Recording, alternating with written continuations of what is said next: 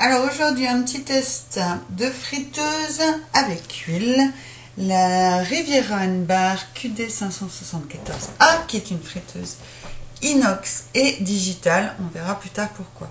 Alors le couvercle d'abord, c'est un couvercle avec un filtre permanent, donc on n'a pas besoin de le changer. On a aussi une petite fenêtre de visualisation mais qui ne sert pas beaucoup parce qu'il y a beaucoup de buée et un... comment on appelle ça, je ne sais plus, quelque chose pour soulever, donc une poignée, voilà.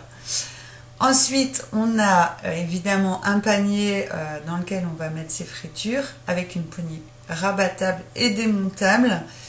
On peut effectivement la bouger pour la coincer, ce qui permet de remonter, ou de la rabattre pour pouvoir ranger sa friteuse.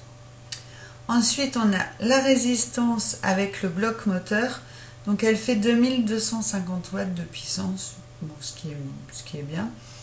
Donc, ça fonctionne comme une friteuse normale, c'est-à-dire une résistance qui va venir chauffer l'huile. Ensuite, on a une cuve en inox dans laquelle on va mettre l'huile, évidemment. Donc, tous les éléments, sauf le bloc moteur, je vais préciser, peuvent être passés au lave-vaisselle. Enfin, on a finalement la coque qui protège l'ensemble avec deux poignées froides pour pouvoir la soulever et la bouger de place. Donc évidemment on met de l'huile jusqu'à 4 litres pour celle-là et son panier fait 1,3 kg de frites maximum. Donc on rajoute son huile, on met son panier, on met son couvercle ou non, selon ce qu'on fait comme cuisson.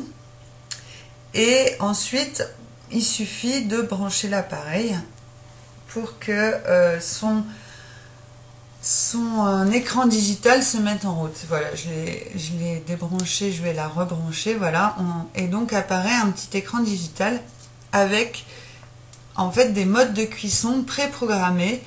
Il y a à la fois température et temps de cuisson, selon ce que l'on veut faire. Donc ce qui est bien, c'est que pour chaque mode, on peut choisir entre frais ou surgelé.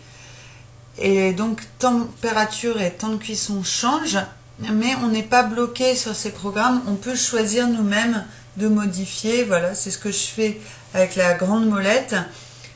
Et donc on peut rajouter du temps de cuisson, on peut diminuer ou rajouter la température comme on veut. Donc ce qui est bien pratique, surtout que moi j'avais regardé par exemple pour les frites fraîches, il y a vraiment, chacun fait selon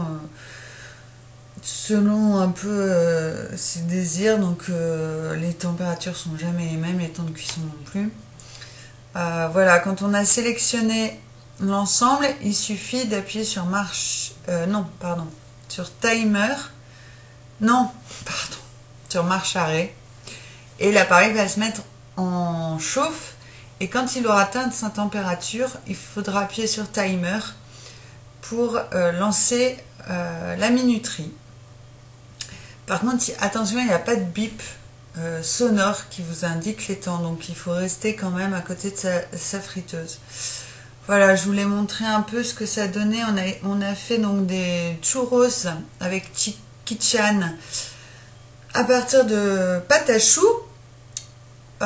Donc voilà, une fois que l'appareil a dit qu'il avait atteint sa température, voilà, on met notre pâte à choux dans la friture.